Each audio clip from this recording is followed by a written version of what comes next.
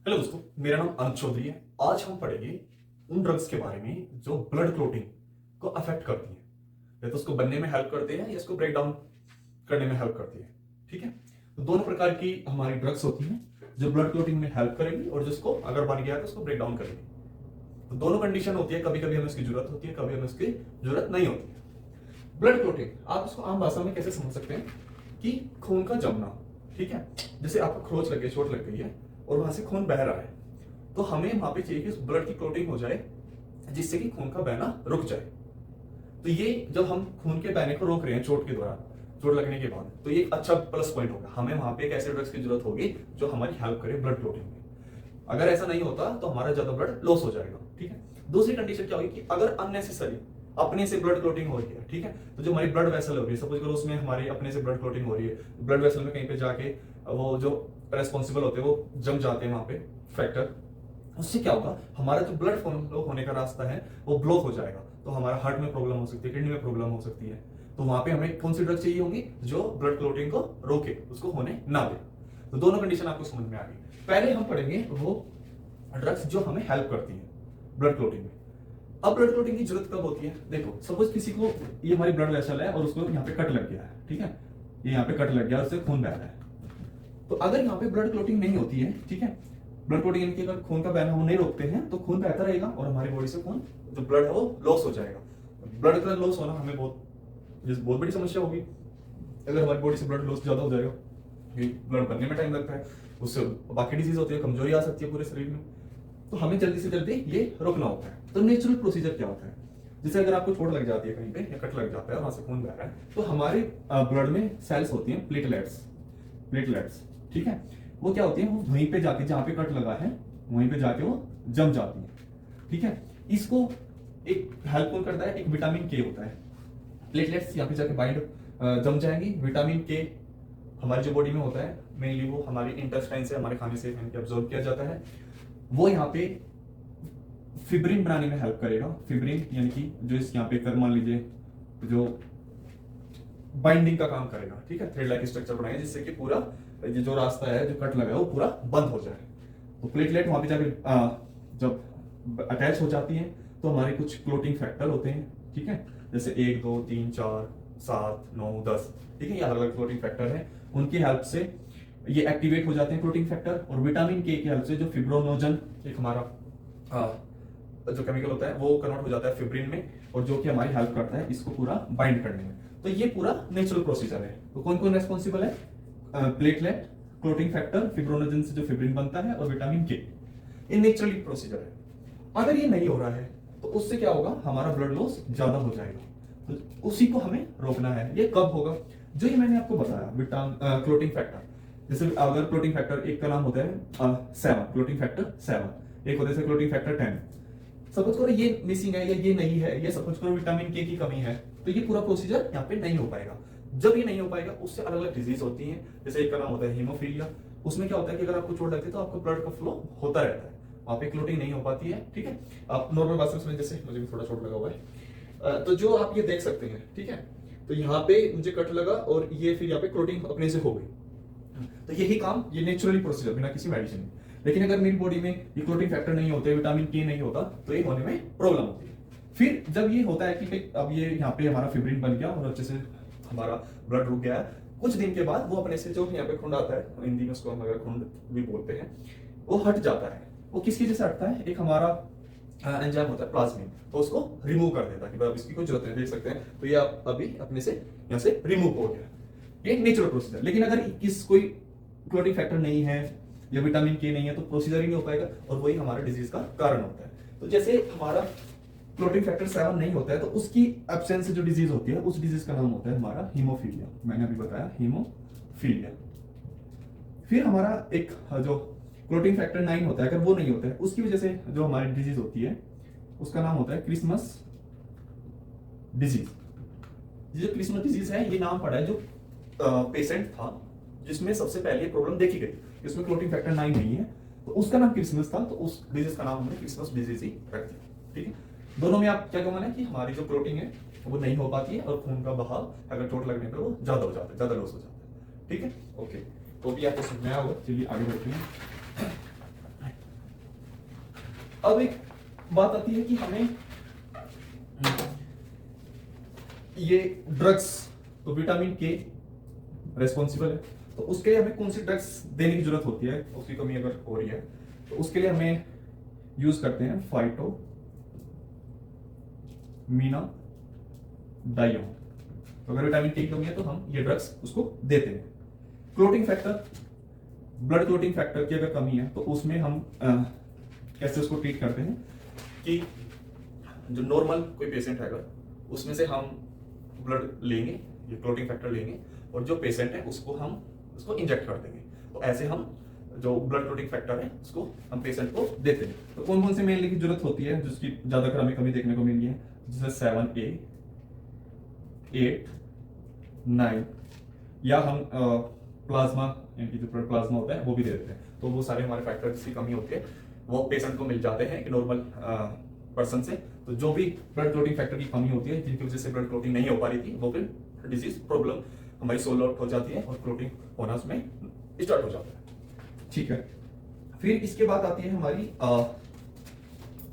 जो मैंने अभी आपको एक एंजाइम बताया था जिसका नाम था प्लाज्मिन। क्या नाम है? प्लाज्मिन। ये एक एंजाइम था। ये कब काम करता है कि सपोज करो आपको चोट लगी, क्लोटिंग हुई, और जब वो आपको ठीक हुआ तो उसको जो आपका जो क्लोटिंग यहाँ पे आई उसको रिमूव कर देता है। अब कुछ ड्रग होती है जो इसके अगेंस्ट काम करती है। इसके अगेंस्ट काम करेगी कि अगर किसी में क्लोटिंग फैक्टर नहीं हो रहा है, क्लोटिंग नहीं हो रही है, और वहां पे अगर ये ज्यादा एक्टिव है तो ये वो भी प्रॉब्लम की बात है। तो ये एक्टिव नहीं होने, क्योंकि ये एक तरीके से क्लोट जो हमारा क्लोट बना है उसको रिमूव कर रहा है। तो इसके अगेंस्ट जो ड्रग काम करते हैं उनको हम बोलते हैं एंटी फिब्रियोनोलाइटिक ड्रग। ठीक है, उसकी जो एग्जांपल है, यानी कि इस एंजाइम की जो हमारा ये एंजाइम है इसकी एक्टिविटी को क्या कर देता है, रिड्यूस कर देती है ये कैटेगरी ऑफ ड्रग। इसके जो हमारा एग्जांपल है, सबसे पहला एग्जांपल है जो सबसे मेन जो ज्यादा कर यूज किया है, ट्रांसजेमिक एसिड। सेकंड जो हमारा एग्जांपल है इसका एटमसाइलेट। तो ये जो एंजाइम है इसकी एक्टिविटी को ये रिड्यूस कर देते हैं। तो जब हम इसकी एक्टिविटी रिड्यूस कर देंगे तो हम कह सकते हैं हमारा क्लोटिंग फैक्टर, जो क्लोटिंग का प्रोसीजर है थोड़ा फास्ट रहेगा। तो ये दो ड्रग है हमारी जो इसकी एक्टिविटी को रिड्यूस करने के लिए यूज होती है। अभी चलिए हम आगे बढ़ते हैं। तो ये बात हुई कि हमें क्लोटिंग की कब जरूरत होती है और क्लोटिंग होता कैसे। अगर चोट लगती है, प्लेटलेट आके वहां पे इकट्ठा हो जाती है विटामिन के की हेल्प से क्लोटिंग फैक्टर की वजह से फिब्रिनोजन हमारा फिब्रिन में कन्वर्ट हो जाता है, जिसकी वजह से हमारा पूरा क्लोट वहां पे बन जाता है। अब बात आती है कि ये तो हुआ कि जब हमें क्लोटिंग की जरूरत है। अगर जरूरत नहीं है और फिर भी वहां पे क्लोटिंग हो रही है, अननेसेसरी हो रही है, तो उसको कैसे ठीक किया जाए। उसको ठीक करने की हमारी अलग अलग मेडिसिन है। उसको ठीक करने की कौन सी मेडिसिन है, जैसे हमारा सबसे पहले जो कैटेगरी ऑफ मेडिसिन है वो है एंटी प्लेटलेट ड्रग्स। ठीक है, एंटी प्लेटलेट ड्रग्स क्या करेंगे, मैंने बताया कि अगर आपको कहीं कट लग जाता है वहां पे जाके इकट्ठा हमारी प्लेटलेट हो जाती है। लेकिन अगर ये नेचुरली हमारे ब्लड वेसल में कहीं पे भी इकट्ठा हो जा रही है, ठीक है, जैसे एक कंडीशन है जिसको बोलते हैं हम एथियोमा। ठीक है, ये हमारी ब्लड वेसल है और यहाँ पे कोई सपोज करो जो हमारा फैटी मटेरियल है, ठीक है, फैट यहाँ पे इकट्ठा हो गया, तो इसी के साथ साथ यहाँ पे सपोज करो ऐसे हमारी प्लेटलेट इकट्ठी, हमारी प्लेटलेट होगी और ये हमारे यहाँ पे ब्लड फ्लो हो रहा है। तो ये जो ब्लड फ्लो हो रहा है, अगर ये ना हो, यहाँ पे ये फैट ना हो, ये प्लेटलेट यहाँ पे इकट्ठा ना हो, उसको ज्यादा रास्ता है फ्लो होने के लिए। लेकिन अगर ये ऐसे यहाँ पे ये फैट जम गया, फिर प्लेटलेट इकट्ठा हो गई, उसका रास्ता ब्लॉक हो गया, जिससे क्या हो सकता है, हमारे हार्ट ब्लॉक हो सकता है। ठीक है, किडनी में जो हमारा ब्लड जा रहा है उसमें प्रॉब्लम आ सकती है, अच्छे से ब्लड फ्लो नहीं होगा। तो ऐसे केस में हमें ऐसी ड्रग चाहिए एंटी प्लेटलेट, इनकी जो इनको इकट्ठा नहीं होने देगी। तो ये जो यहाँ पे इकट्ठा हो रही है, तो एंटी प्लेटलेट इनको इकट्ठा नहीं हो जाती है, तो दोबारा से इनको डिस्पर्स कर देते हैं, अलग अलग हो जाते हैं और फिर पूरे ब्लड में फैलते हैं, तो उसको हमारे ब्लड को ज्यादा रास्ता मिलता है फ्लो होने के लिए। उस कैटेगरी ऑफ ड्रग्स में हमारी कौन सी ड्रग आती है, एग्जाम्पल इस ड्रग्स के हमारा सबसे पहला जो सबसे फेमस है जो एस्पिरिन। ठीक है, सेकंड जो हमारा है इसमें है क्लोपिडोग्रेल। थर्ड जो सबसे फेमस है डाइक्लिडामोल। फोर्थ हमारा है इसमें तिरोफिबैन। तो ये जो हमारी प्लेटलेट इकट्ठा हो रही है इसको इकट्ठा होने से रोकता है। ठीक है, आगे बढ़ते हैं दूसरी कैटेगरी ऑफ ड्रग्स में। दूसरी कैटेगरी ऑफ ड्रग हमारी जो होती है वो होती है anticoagulant. Second category anticoagulant. Drug ये क्या काम करती है कि जो पेशेंट या जिनमें ऐसा देखा गया है कि क्लोटिंग ज्यादा हो रही है, अननेसेसरी क्लोटिंग हो रही है, तो उन पेशेंट को हम ये ड्रग देते हैं जिससे कि क्लोटिंग होने से या होने की जो टेंडेंसी है वो कम हो जाती है। तो इसमें हम जो हमारी कैटेगरी ऑफ ड्रग आती है, दो टाइप की होती है, एक होती है इंजेक्टेड, एक होती है ओरल। ठीक है, यानी कि जिनको हम इंजेक्शन से देते हैं या दूसरा हम जिनको हम टैबलेट कैप्सूल के फॉर्म में ओरली आप ले सकते हैं। तो इंजेक्टेड का जो एग्जांपल होगा उसका एग्जांपल होता है हमारा हिपारिन।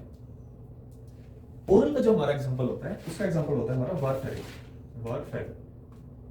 ठीक है, तो ये एंटीकोगुलेंट ड्रग है जो किसी में अननेसेसरी ब्लड क्लोटिंग हो रही है, ब्लड वेसल में कहीं पे भी जाके हमारे जैसे क्लोट बन जा रहा है उसको होने से रोकता है। तो उसमें दो कैटेगरी है हमारी, इंजेक्टेड, एक ओरल इंजेक्टेड के लिए हेपारिन, ओरल के लिए वारफेरिन। ये सर्जरी के दौरान हम कह सकते हैं ज्यादातर हम यूज करते हैं। ठीक है, और अगर किसी को नॉर्मली ये प्रॉब्लम है ये तो हम कह सकते हैं उसको ये हम वारफेरिन टैबलेट हम देते हैं। इसके साथ हमारी जो थर्ड कैटेगरी ऑफ ड्रग होती है वो होती है हमारी थ्रोम्बोलाइटिक। क्या होती है? Thrombolytic, third category of drug thrombolytic.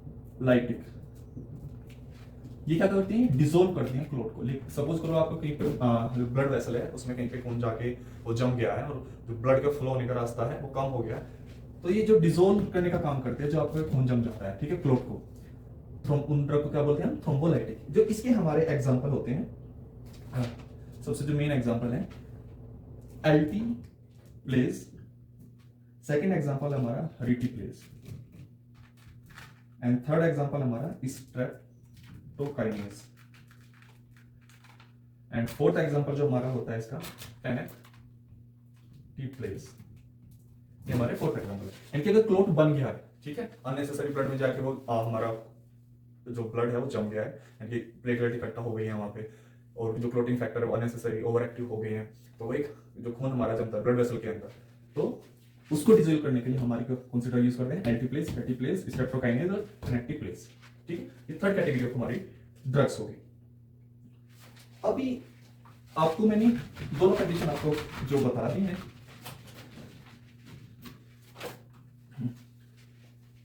कि जब हमें क्लोटिंग की जरूरत होती है, कि जब हमारा चोट लग जाती है, अगर क्लोटिंग नहीं होगी तो हमारा ब्लड लॉस ज्यादा हो जाएगा।